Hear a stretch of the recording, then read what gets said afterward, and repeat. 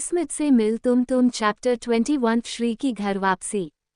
भाग्य के बोलने पर कि क्या वह श्री को गहने नहीं दिला सकता, मामी की बोलती बंद हो जाती है। भाग्य: बताइए सासू माँ, आपको क्या लगता है कि क्या मैं श्री को गहने नहीं दिला सकता? मामी: ऐसी बात नहीं है, मैं तो बस ये कह रही थी अगर श्री की शादी इतने बड़े घर में हुई है तो उससे इन मामूली गहनों की क्या जरूरत है।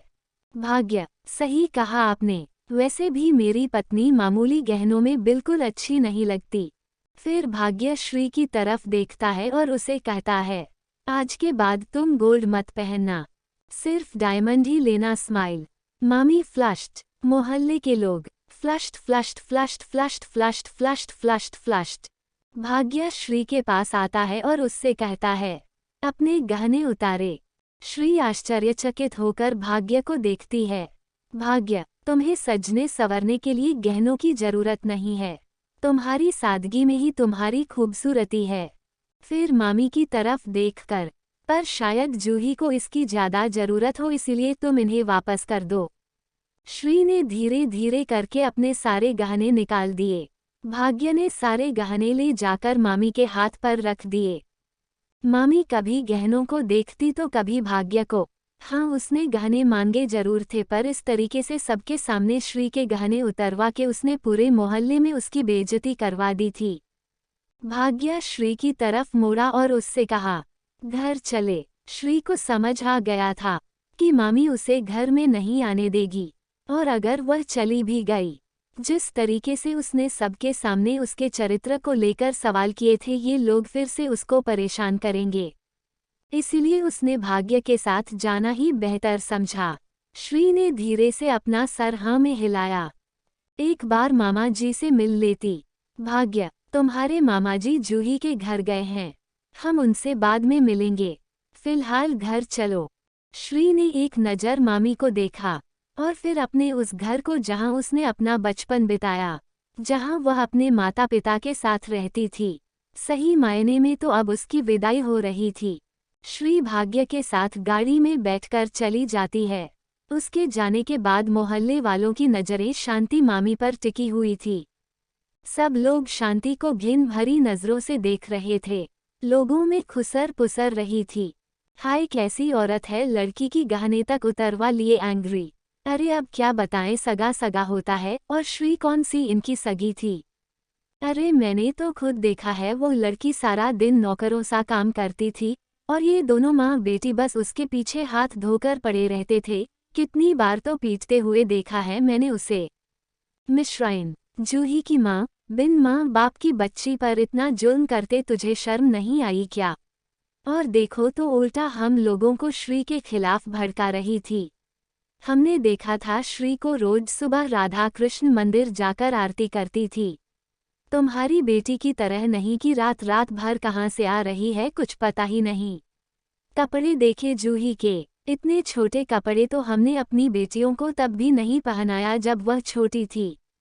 और क्या कह रही थी कि श्री शादी के गहने लेकर भागेगी, वह भी किसके साथ? भाग्य जयदेव के साथ।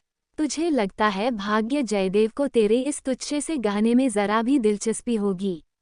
अरे वह चाहे तो श्री को पूरा गहनों में लाद के रख सकता है। बड़ी आई हमें भड़काने वाली, चलो रे चलो, सब अपने अपने घर चलो। मेंशन। श्री इस समय कमरे में बैठी हुई थी।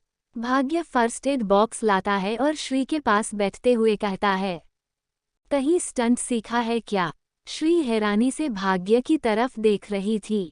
भाग्य कॉटन पे एंटीसेप्टिक लगाते हुए इतनी ऊंचाई से कपड़ा बांधकर नीचे सही सलामत पहुंच गई। मुझे लगा कहीं स्टंट सीखा होगा, वरना ये हुनर तो बस बंदरों में होता है, छलांगे मार के कहीं और पहुंच जाते हैं। श्री अपनी नजरें नीची कर लेती है, पेंसिव फेस। भाग्य घर में आने जाने के लिए दरवाजे हैं, तो अगली बार यह बेवकूफ़ वाली हरकतें मत करना। और यह कहते हुए भाग्य श्री के बाजू पर लगे चोट पर मरहम लगाता है। श्री को अब रियलाइज होता है कि उसके बाजू पर चोट लगी थी।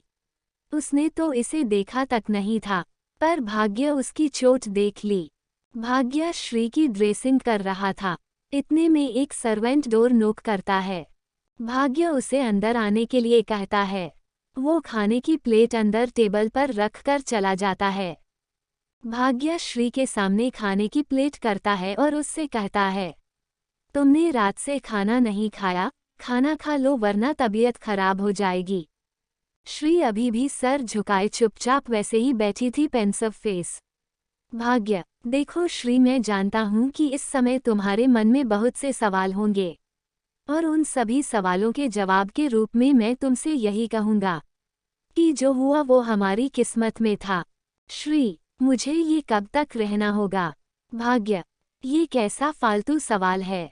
श्री पेंसिव फेस, आप मुझे कब तक यहाँ रखेंगे? भाग्य, तुम कहना क्या चाहती हो? श्री, जब तक आपका मन नहीं भरता आप मुझे बस तब तक यहाँ रखोगे ना?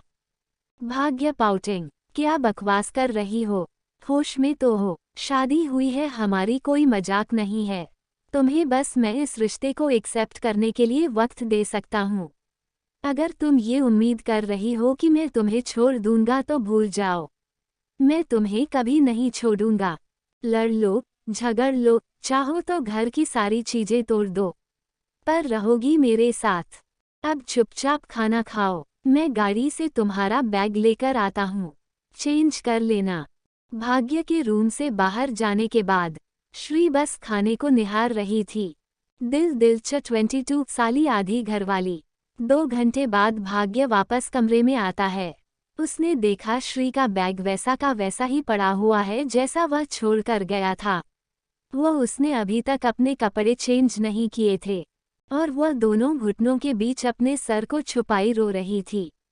भाग्य एक निराशा के साथ अपनी आंखें बंद कर लेता है, पेंसिव फेस। वो बाहर आता है और राहुल को कॉल करता है। भाग्य, हेलो राहुल, मेरा एक काम करेगा? दोपहर से शाम होने को आई थी। श्री ने ना कुछ खाया था और ना ही अपने कपड़े चेंज किए थे। वह वैसे ही सारा टाइम गुमसुम बैठी थी। तभी श्री के कान में किसी की आवाज आती है, कैसी है मेरी जान स्माइल। श्री सर उठाकर देखती है तो सामने प्रिया होती है, जो उसे देखकर मुस्कुरा रही होती है। प्रिया को देखकर अचानक से श्री के अंदर जो वह गुबार भरा हुआ था वह फूट पड़ता और वह भागकर जाकर प्रिया के गले लगती है और फूट फूट के रोने लगती है। प्रिया उसे वापस सोफे पर बैठाती है और चुप कराते हुए कहती है, प्रिया पागल, तू रो क्यों रही है? श्री, अगर तू ऐसे ही रोएगी ना तो मैं आज के बाद तुझसे मिलने का भी नहीं आऊंगी। श्री, हाँ चली जा, तू भी मुझे छोड़कर चली जाए, सब मुझे छोड़कर चले जाओ, कोई नहीं है यहाँ मेरा अपना। प्रिया श्री के आंसू पूछते हुए, अरे पागल ऐसा क्यों कह रही है? जो तेरे अपनी है वह तेरे साथ है। मामा जी तेरे साथ है, मैं तेरे साथ हूँ और सबसे बड़ी चीज जीजू तेरे साथ है। श्री, प्रिया ये तू। प्रिया, शुश, चुप, एकदम चुप। अपने दिमाग में कुछ भी उल्टा सीधा सोचने से पहले ये सुनने की उस समय हुआ क्या था। जब विवेक जी जूही से शादी करके आ गए थे तो तेरी मामी ने कोई कसर नहीं छोड़ी थी तुझे दुनिया के सामने मनहूस करार करने की। और तेरे साथ जो भी हो रहा था उन सब का कसूरवार मामाजी अपने आप को मान रहे थे। सब लोग तो वहां पर कठपुतली बनी बस तमाशा देख रहे थे, पर बस भाग्य जीजू थे जो आगे आए और तेरा हाथ थामा। कोई जबरदस्ती नहीं की थी उन्होंने, तेरे मामा जी की रजामंदी से शादी की है। श्री हैरान होकर प्रिया की बात सुन रही थी। फ्लश्ड। क्या मामा जी ने इस शादी की इजाजत दी थी? प्रिया, हाँ मामा जी ने ही भाग्य जीजू को तुझसे शादी करने की मंजूरी दी थी। मामा जी की मंजूरी मिलने के बाद वह तेरे पास भी आए थे तुझसे तेरी हाँ पूछनी। तू खुद मंडप में अपनी मर्जी से बैठी थी, मैं भी वहीं मौजूद थी, किसी ने तुझसे कोई जबरदस्ती नहीं की। श्री, मुझे समझ में ही नहीं आ रहा कि क्या सही है क्या गलत। Pensive face. प्रिया, अरे पागल, तुझे तो खुश होना चाहिए। तेरी जिंदगी में वह धोखेबाज विवेक ना आकर भाग्य जी जैसे अच्छे इंसान आए हैं। तुझे पता है भाग्य जीजू कौन है? प्रिया अपने फोन में कार्बन की विकिपीडिया ओपन करके श्री के सामने रख देती है। श्री भाग्य का बायोडेटा पढ़ रही होती है। प्रिया, दुनिया की तीसरी और इंडिया की सबसे पहली महंगी वॉच कंपनी के मालिक हैं, जिसके पीछे लाखों लड़कियां मरती है। उसने तुझे अपना हमसफर चुना। श्री, मेरे लिए सब नया है। जिस इंसान को मैं ठीक से जानती भी नहीं, उसे पति के रूप में कैसे स्वीकार कर लो। प्रिया, विवेक को जानती थी? नहीं ना, उससे भी तो तेरी शादी अरेंज ही हो रही थी। देख श्री, मैं यह नहीं कहती कि तू सब कुछ भूल जा और एक पल में ही नई शुरुआत करते, पर कम से कम तू अपने इस रिश्ते कुछ समय तो दे। भाग्य जीजू को समय दें, उन्हें समझ, उन्हें जान, अपनी शादी को निभाने की कोशिश कर। जहाँ तक मैंने भाग्य जीजू को जाना है, मुझे तो बहुत ही डिसेंट पर्सनैलिटी लगे। एक कदम उन्होंने आगे बढ़ाया, एक कदम तू आगे बढ़ा।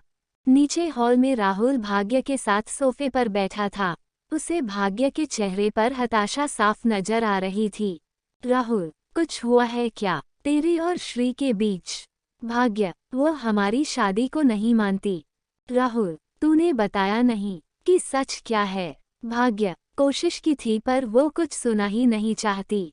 राहुल, तो अब क्या करेगा? भाग्य, क्या मतलब क्या करूँगा? राहुल, मतलब अगर श्री तुझसे शादी को नहीं मानती है, तो क्या तू उसे छोड़ देगा? भाग्य, एंग्री, पूरी दुनिया को ऐसा क्यों लगता है? अगर श्री हमारी शादी को नहीं मानती है तो मैं उसे छोड़ दूंगा। मैं श्री को नहीं छोड़ने वाला। और तू मेरा छोड़। तेरे ससुराल में क्या हाल है? राहुल, पता नहीं। भाग्य, तू गया नहीं क्या वहाँ? राहुल, नहीं, विनीता है वहाँ। आखिर उसे अपने भाई की शादी करवाई व मनाई खुशियाँ। सुनने में आया है कि परसों रिसेप्शन है। भाग्य, तू जाएगा वहाँ? राहुल, बस शक्ल दिखाने जाऊंगा। भाग्य, मेरी तरफ से विवेक और जूही को गिफ्ट दे देना। राहुल, वह क्यों? भाग्य, पहला तो इसलिए क्योंकि जूही मेरी साली है, और दूसरा विवेक के लिए। अगर वह जूही से शादी नहीं करता तो श्री मुझे नहीं मिलती। स्माइल। राहुल, डिजी। थोड़ी देर बाद प्रिया नीचे आती है। प्रिया भाग्य से कहती है, मैंने बात की है श्री से। फिलहाल तो मैं बस इतना ही कहना चाहूंगी, आप उसे थोड़ा वक्त दीजिए। उसके साथ इतना सब कुछ एक साथ हो गया, उसके दिलो दिमाग पर इन सब का बहुत गहरा असर पड़ा है। बाकी आपका साथ देते रहें, देखना एक दिन वह अपनी शादी को सामने से अपनाएगी। वैसे जीजू deadpan face. Sorry mister Jaidev. Expressionless. Bhagya, smile. तुम मुझे जीजू बुला सकती हो, वैसे भी तुम श्री की बेस्ट फ्रेंड हो, इस नाते मेरी साली लगी, और साली तो आधी घरवाली होती है। Open mouth smile. Priya, smiling face. Rahul, Bhagya, Rahul प्रिया को घर छोड़ दो। राहुल प्रिया को लेकर चला जाता है। राहुल प्रिया को उसके घर के सामने ड्रॉप करता है। तभी उसकी फोन पर विनीता की कॉल आ रही होती है। दिल 23 OCD। राहुल देखता है कि विनीता की कॉल आ रही। प्रिया गाड़ी से उतरने को ही थी। राहुल ने विनीता की कॉल अटेंड कर ली। प्रिया, अच्छा राहुल चलती हूँ। प्रिया, अच्छा राहुल चलती हूँ। राहुल ने मुस्कुराकर सर हिलाया। प्रिया के जाने के बाद राहुल, हाँ बोलो विनीता। विनीता, राहुल तुम किसके साथ हो? पाउटिंग। मैंने अभी किसी लड़की की आवाज़ सुनी। कौन है तुम्हारे साथ? राहुल, विनीता सबसे पहले तुम आवाज़ नीचे करो। मैं तुमसे लड़ाई के मूड में बिल्कुल नहीं हूँ, और मेरे साथ प्रिया थी, मैं उसे बस घर ड्रॉप करने आया था। विनीता, अच्छा मुझसे लड़ाई का मूड नहीं है, मुझसे बात करने का मूड नहीं है। उस लड़की के साथ मूड सेट किया हुआ है क्या? राहुल, पाउटिंग। बकवास बंद करो विनीता, कुछ भी अनाप शनाप बोले जा रही हो। बिना सच जाने बिना बात जाने कुछ भी बकवास कर रही हो। विनीता, हाँ अब तो तुम्हें मेरी बातें बकवास ही नजर आएंगी। उस प्रिया की बातों में तुम्हें मिठास लगती है ना? यहाँ सारे मेहमान सब लोग पूछ रहे हैं दामाद जी कहाँ है। क्या कहूँ उनसे? उनके दामाद जी बीवी के साथ घर पर नहीं रहते, दूसरी लड़कियों के साथ मौज मस्ती कर रही है। Rahul, shut up Vinita. Pouting. आज तक तुमने मुझ पर जितने भी इल्जाम लगा है, जितनी भी बकवास की है ना, मैंने सब सुना। लेकिन आज तो मेरे कैरेक्टर पर उंगली उठा रही हो। और यह बात मैं बिल्कुल बर्दाश्त नहीं करूंगा। राहुल गुस्से में फोन काट देता है और अपनी कार की बैक सीट से अपने सर को लगा देता है। प्रिया को घर आए लगभग 2 घंटे हो गए थे। वो डिनर करके बालकनी में आकर बैठी थी। उसने अपने कानों में हेडफोन लगाया और सॉन्ग सुनने लगी। तभी उसकी नज़र सड़क के उस पार खड़ी गाड़ी भर गई। प्रिया, ये तो राहुल की गाड़ी है, पर यहाँ क्या कर रही है? प्रिया घर से निकलकर जल्दी से गाड़ी के पास जाती है, पर राहुल इस वक्त गाड़ी में नहीं होता। प्रिया आसपास नज़र दौड़ाती है तो देखती है गार्डन के बेंच पर राहुल बैठा हुआ है। उसके चेहरे पर कोई भाव नहीं है। आप तब से यही है, घर नहीं गए? राहुल एकटक जमीन को घूरते हुए, घर? कौन सा घर है? प्रिया राहुल के कंधे पर हाथ रखती हैं और कहती है, क्या बात है राहुल जी, आप कुछ परेशान नहीं करा रहे हैं? राहुल अचानक से प्रिया के गले लग जाता है और उसकी आंखों में जो रुके हुए आंसू थे वह बहने लगते हैं। प्रिया भी राहुल के सेक्शन से थोड़ा घबरा गई, पर जब उसने पाया कि राहुल रो रहे हैं तो उसने भी राहुल को कंसोल किया। उधर मेंशन में श्री फ्रेश होकर तैयार हो गई थी। उसने हल्के पीले रंग का कुर्ता पजामा पहना था, पर न तो उसने सिंदूर लगाया था और न ही मंगलसूत्र पहना था। उसने अपने हाथों के शादी का चूड़ा भी उतार रखा था। श्री बिल्कुल वैसे ही दिख रही थी जैसा वह अपने घर में रहती थी। भाग्य खाने की प्लेट लेकर कमरे में आता है। श्री को सादे रंग में देखकर थोड़ा सा अपसेट जरूर हुआ था, पर उसे इस बात की खुशी थी कि श्री पहले से थोड़ी नॉर्मल हो गई है। भाग्य मुस्कुराते हुए खाने की प्लेट टेबल पर रखता है और श्री से कहता है, खाना खा लो। श्री बिना किसी ना नुक्कड़ के चुपचाप सोफे पर बैठ जाती है। भाग्य लैपटॉप पर कुछ काम कर रहा था। श्री का खाना खत्म होने के बाद भाग्य ने श्री से कहा, भाग्य तुम बेड पर सो जाओ, मैं सोफे पर सो जाऊंगा।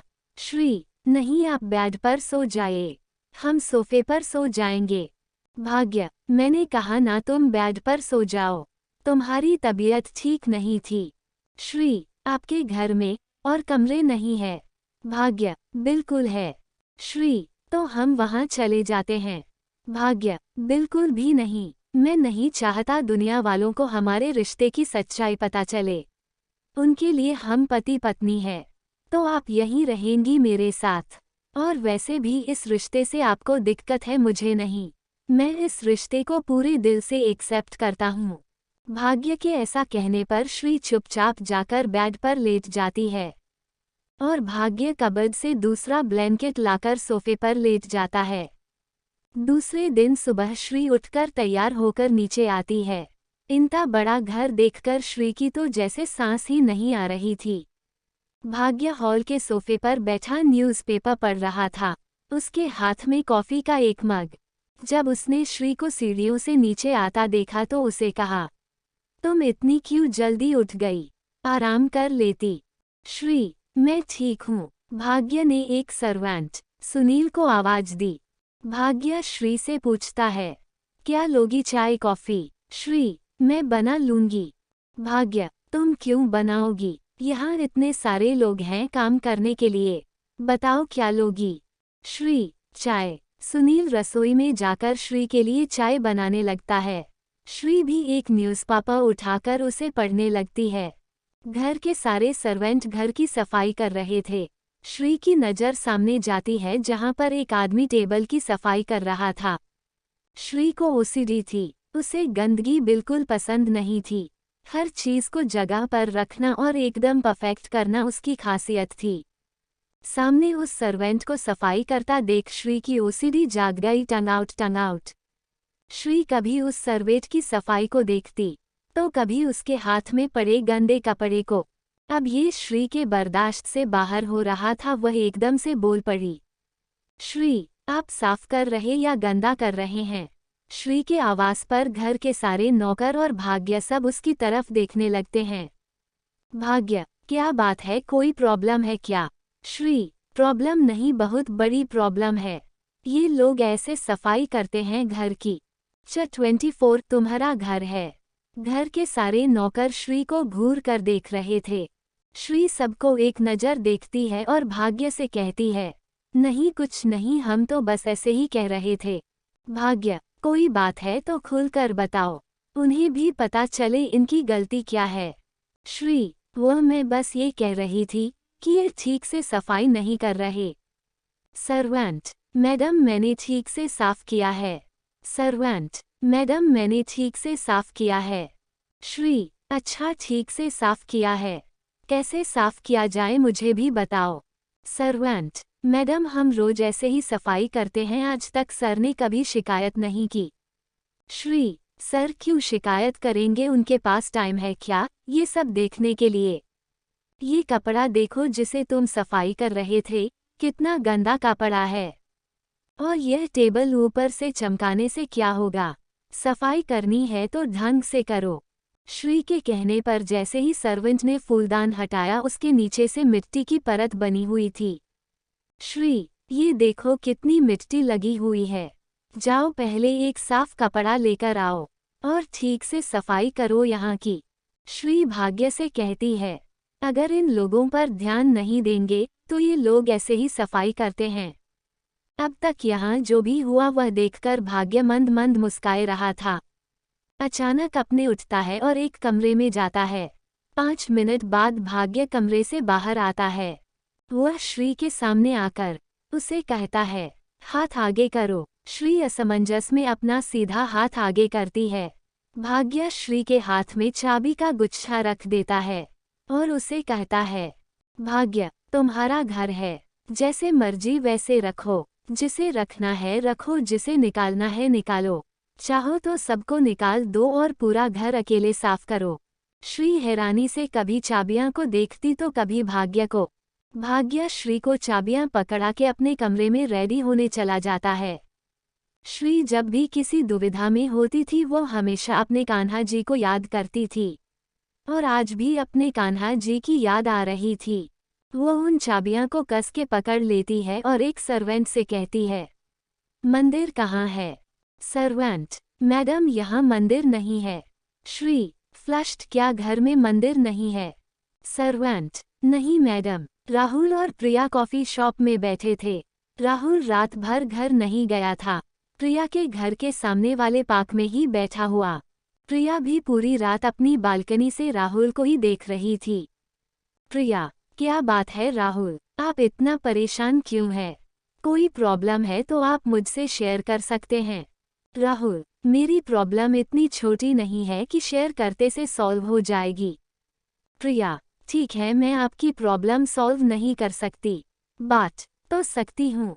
प्रिया के कहने पर राहुल एकटक प्रिया को देखता है जो मुस्कुरा कर उसे देख रही थी। राहुल, विनीता, प्रिया, आपकी वाइफ से झगड़ा हुआ है। राहुल, ऐसा कौन सा दिन है जब वो मुझसे झगड़ा नहीं करती। लड़ाई झगड़े अपनी जगह है, पर कल रात उसने वह कहा जिसकी उम्मीद मैंने अपने सपने में भी नहीं की थी। राहुल अपनी और विनीता की हुई बहस के बारे में प्रिया को बता देता है और यह भी कि उसकी मैरिज लाइफ कैसी चल रही है। जब कोई इंसान किसी दर्द या तकलीफ से गुजर रहा होता है और कोई प्यार के 2 मीठे बोल बोलकर उसका दर्द बांटने की बात करता है, तू ना चाहते हुए भी वह इंसान अपना दिल खोल के सारी बातें सामने वाले को बता देता है। वही हाल राहुल का भी था। प्रिया के पूछने पर राहुल उसे अपने दिल का हाल बता देता है। प्रिया, राहुल आप ऐसे रिश्ते में क्यों हैं जिसमें आपको ना तो प्यार मिल रहा है और ना ही इज्जत। राहुल, प्रिया हमारे यहाँ शादी 2 लोगों में नहीं 2 परिवारों में होती है। हम दोनों की फैमिली वो वजह है जिस वजह से हम एक दूसरे से अलग नहीं हो पा रहे हैं और मैं विनीता से अलग होना भी नहीं चाहता। मैं तो उसके साथ अपने अच्छा भविष्य देखता हूँ, क्या कुछ नहीं करता मैं उसकी खुशी के लिए, पर मैं जितना भी कर लूँ उसे हमेशा ही कम लगता है। प्रिया अपने मन में, कोई इंसान किसी के लिए इतना कैसे कर सकता है, कोई मेरे लिए इसका आधा भी करेगा तो मैं उसके नाम अपने दिल, कलेजा, गुर्दे, फेफड़े सब निकाल के रख दो। और उनकी बीवी को उनकी तकलीफ का जरा भी अंदाजा नहीं। राहुल के फोन में मैसेज नोटिफिकेशन आता है। वह देखता है भाग्य का मैसेज था। राहुल प्रिया से, सॉरी प्रिया मुझे निकलना होगा। भाग्य का मैसेज आया है, इम्पोर्टेंट मीटिंग है। प्रिया, इट्स ओके अब जाए। और हाँ, जिंदगी में कभी भी आपको किसी दोस्त की जरूरत हो तो आप मुझे बेझिझक याद कर सकते हैं। राहुल भी मुस्कुराकर हाँ में अपना सर हिलाता है।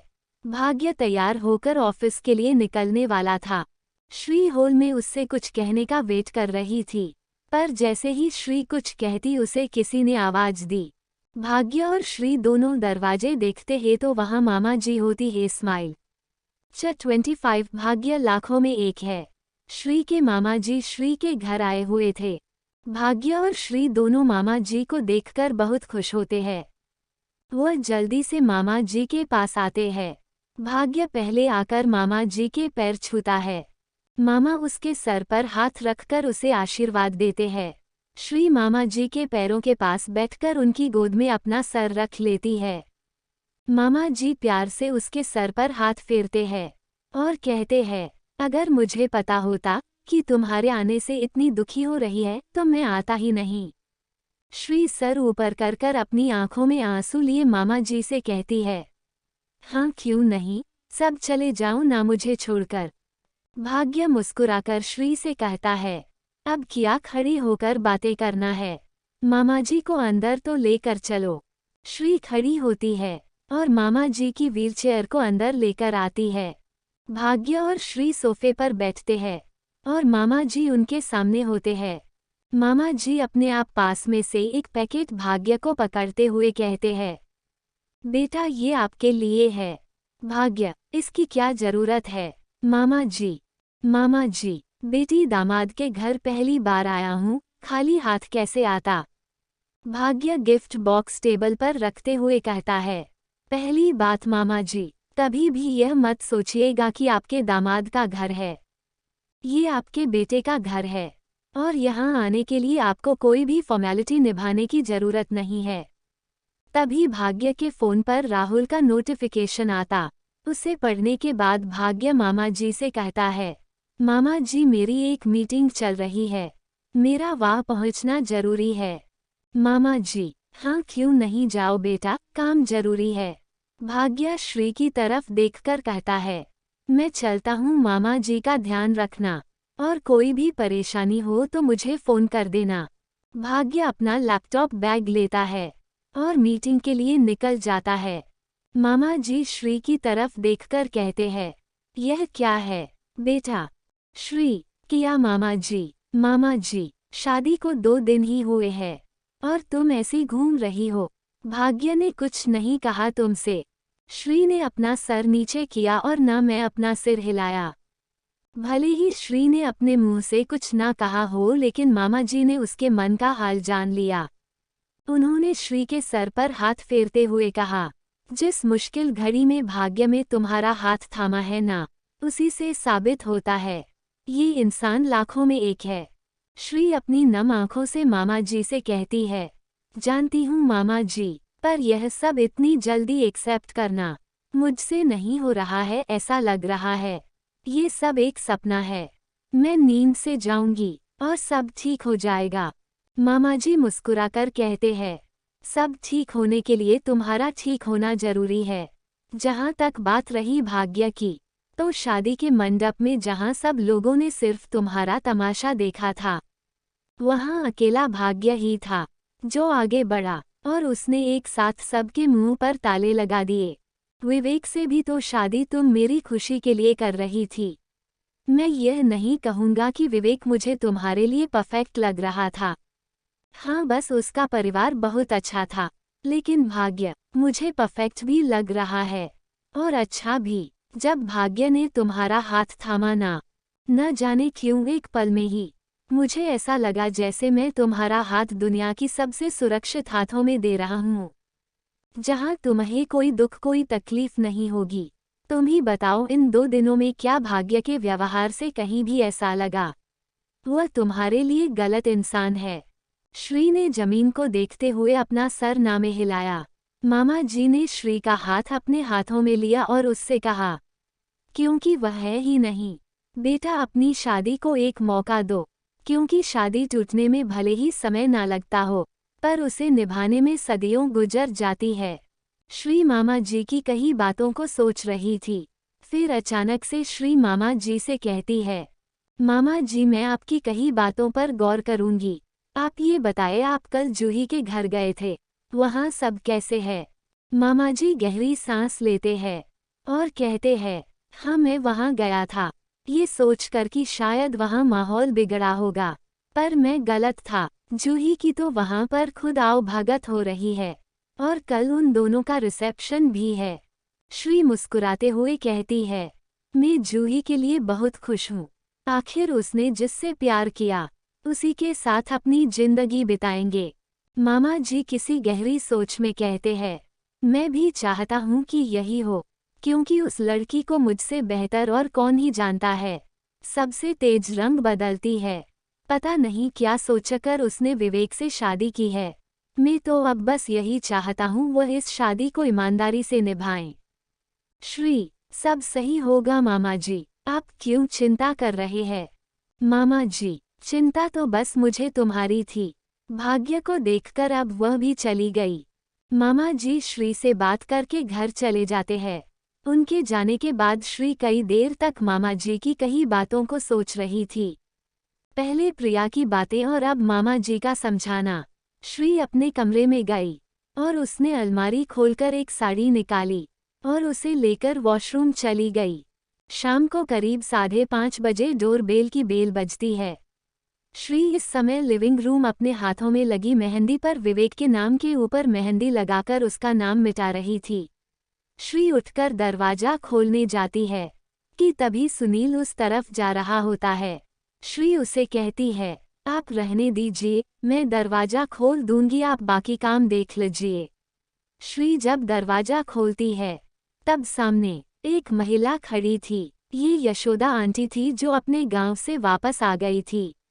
वह भी श्री को अपने सामने देखकर हैरान होती है।